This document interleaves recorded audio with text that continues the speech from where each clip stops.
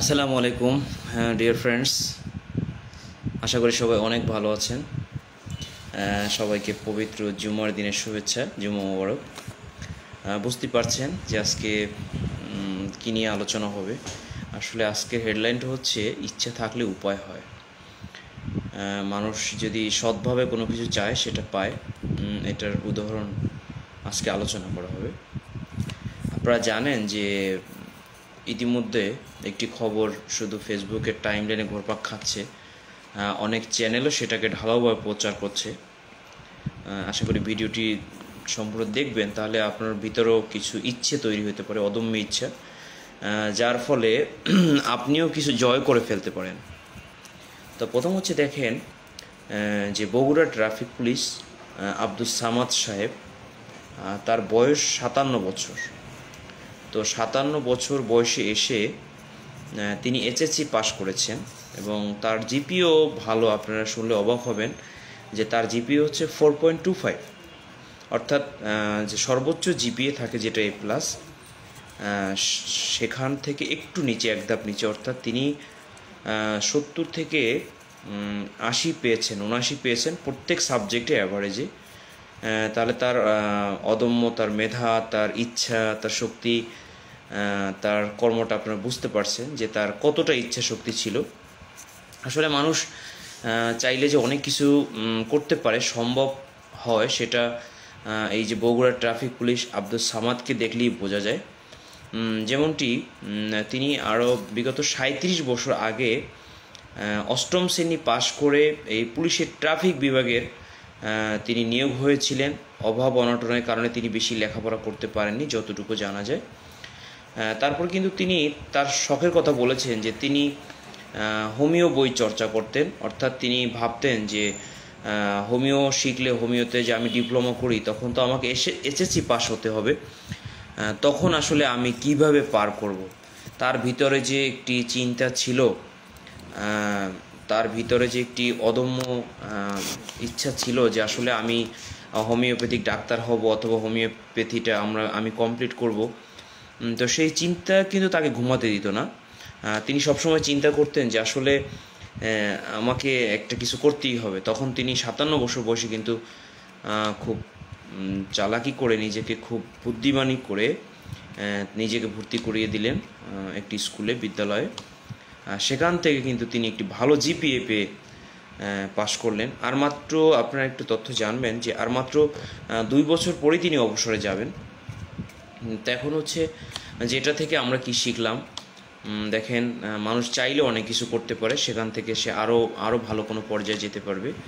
তো আমি আমার কাছে যারা আসেন অনেকেই কিন্তু আমি এই কথা বলে থাকি, যারা সাধারণত 9 পাস বা 8 পাস অথবা এইচএসসির আন্ডার এইচএসসি আছেন, যারা এইচএসসি পাস করেননি, তাদের কিন্তু আমি একটি কথা বলে থাকি যে একটু কয়েকদিনের জন্য যদি আপনি বা আপনার ছোট হন, সারা জীবনের জন্য কিন্তু আপনি বড় থাকতে পারবেন।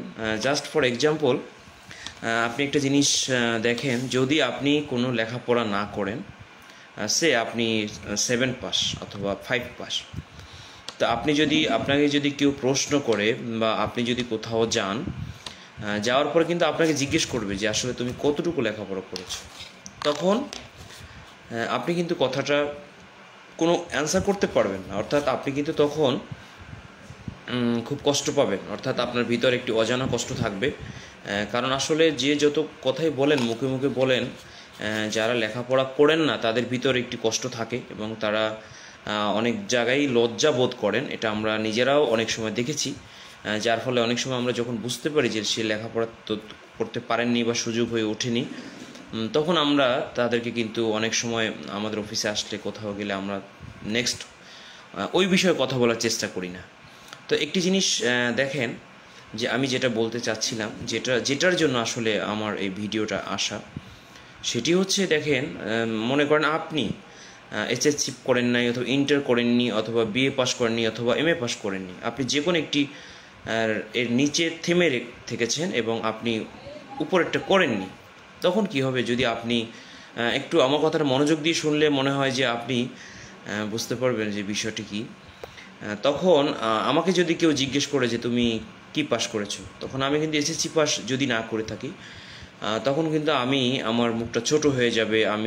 এবং এই কথাটা কিন্তু আমাকে মৃত্যু পর্যন্ত জিজ্ঞেস করতে পারে।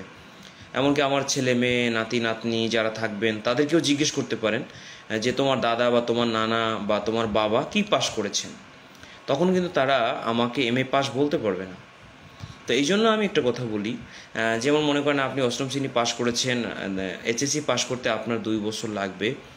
আপনি এই 2 বছরে যদি কাউকে টিচার হিসেবে মানেন, কারো কাছে গিয়ে পড়েন, কোনো বিদ্যালয়ে যান, সেখানে হয়তো বা আপনাকে সাময়িক একটা সময়ের জন্য আপনার একটু কষ্ট হতে পারে বা আপনি একটু লজ্জাবোধ মনে করতে পারেন, আপনার প্রেস্টিজ একটু হ্যাম্পার হতে পারে যদি আপনি মনে করেন। আসলে কিন্তু এটা প্রেস্টিজ হ্যাম্পারের কোনো বিষয় না। তারপরেও যদি আপনি মনে করেন তাহলে কিন্তু আপনি 2 ইয়ার্স পর আপনি একটা জিনিস ভেবে দেখবেন যে আফটার 2 ইয়ার্স, অনলি 2 ইয়ার্স, তাহলে কিন্তু আপনি মাত্র 2 বছর পরেই আপনার সেই মুখটাকে উজ্জ্বল করে বলতে পারতেছেন যে আমি এইচএসসি পাস।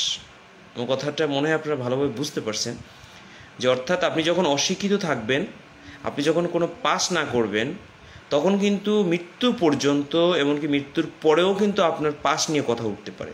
অর্থাৎ জিজ্ঞেস করবে যে যদি আরবি হয় তাহলে আরবি শিক্ষিত হতে হবে, জেনারেল হলে জেনারেল শিক্ষিত হতে হবে। অর্থাৎ দুটোটাই কিন্তু একটা শিক্ষা, যেটাই আপনি অর্জন করেন। যদি আপনি কোরআনে হাফেজ হন, তাও আপনি বলতে পারবেন যে আমার দাদা বা আমার বাবা হাফেজ ছিলেন বা আমি হাফেজ ছিলাম, আপনি বলতে পারবেন। কিন্তু আপনি যদি কিছুই না হন, আপনি কিন্তু এটা বলতে পারবেন না। তাহলে কি হলো দেখেন, আপনি যদি 2 বছর একটু ছোট হন, নিজেকে একটু সামাজিকভাবে যদি লজ্জাবোধ হয়ও, তারপরেও যদি আপনি একটু নিজেকে এগিয়ে নিয়ে যান, তাহলে আফটার 2 ইয়ার্স, 2 বছর পরে কিন্তু আপনি বড় একটা পর্যায়ে যেতে পারবেন। অর্থাৎ আপনি কিন্তু তখন অনেক মানুষকে, সারা পৃথিবীর মানুষের সামনেই কিন্তু আপনি মাথা উঁচু করে দাঁড়াতে পারবেন। তাহলে কোনটা ভালো, যে আপনার 2 বছর মাথা ছোট রেখে সারা জীবনকে আপনি যতদিন জীবিত ততদিন মাথা উঁচু করা ভালো, না 2 বছর থেকে শুরু করে মৃত্যু পর্যন্ত মাথা নিচু করা ভালো? আসলে কোনটা ভালো?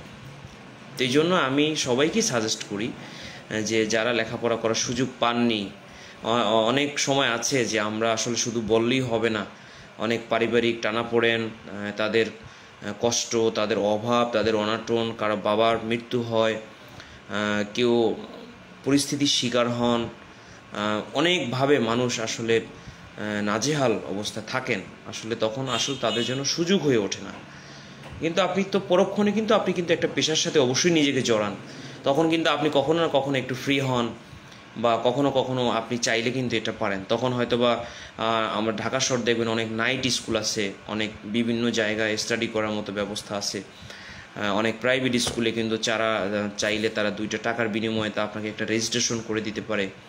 আপনাকে চাইলে অনেকভাবেই কিন্তু তারা হেল্প করতে পারে। তো আপনি কি করতে পারেন, এই সুযোগগুলো আপনি যখন গ্রহণ করবেন তখন আপনার জন্য কিন্তু এটা বেটার হবে। এবং আপনি একটু এই যে আব্দুস সামাদের মতো আপনি কিন্তু একজন ভালো ব্যক্তি হয়ে উঠতে পারবেন। আপনার লাইফটি একটি পরিপূর্ণ অবস্থায় থাকবে। আপনারা জানেন যে আমাদের দেশে যে এলএমএফ, ডিএমএফ, ডিএমসি, অনেকগুলো কোর্স আছে এটা। তো এগুলো যখন আপনি করবেন তখন কিন্তু আপনার ন্যূনতম এইচএসসি পাস, অর্থাৎ আপনি যদি কোনো হোমিও ডিপ্লোমা করেন, হোমিও কোর্স করেন, অথবা আপনি কোনো যদি এলোপ্যাথিক কোনো কোর্স করে থাকেন, পল্লী চিকিৎসক যেটাকে বলা হয়, মনে রাখবেন যে আসলে পল্লী চিকিৎসকরা কিন্তু সরাসরি তাদেরকে চিকিৎসক বলার কোনো সুযোগ নেই। তারা পল্লী চিকিৎসক, তাদের অনেক অবদান আছে সমাজে, বাট তাদেরকে আমরা পল্লী চিকিৎসক বলবো। হ্যাঁ, সরাসরি চিকিৎসক হচ্ছেন যারা ডেন্টিস্ট এবং যারা আপনার এমবিবিএস করে তারা। এর বাইরে কাউকে এভাবে ডাক্তার বলে সম্বোধন করার কোনো সুযোগ নেই বাংলাদেশি ল অনুযায়ী। তো সেক্ষেত্রে দেখেন যারা পল্লী চিকিৎসক থাকেন, তো পল্লী চিকিৎসকরা কিন্তু তারা যখন ট্রেনিং করতে যায়, অর্থাৎ তারা যখন কোনো একটা ড্রাগ লাইসেন্স নিতে যায়, তারপর তারা যখন কোনো সার্টিফিকেট অর্জন করার জন্য যায়, তখন কিন্তু আপনি দেখবেন যে তারা এইচএসসি পাসের সার্টিফিকেট চায়। তো এই জন্য চাইলে কিন্তু আপনি আপনার নিজেকে একটি ভালো জায়গায় নিয়ে যেতে পারেন। আপনি চাইলে সারা জীবন আপনাকে পরিপূর্ণতা দিতে পারেন, যেমনটি করেছেন কিন্তু আমাদের এই আব্দুস সামাদ সাহেব, বগুড়ার পুলিশ কনস্টেবল। তার জন্য শুভকামনা। পবিত্র জুমার দিনে আজান দিয়ে দিচ্ছে, আজকে আর বেশি কথা বাড়াবো না। সবাই ভালো থাকবেন এবং কথাটি একটু শোনার চেষ্টা করবেন। সবাইকে ধন্যবাদ। আসসালামু আলাইকুম।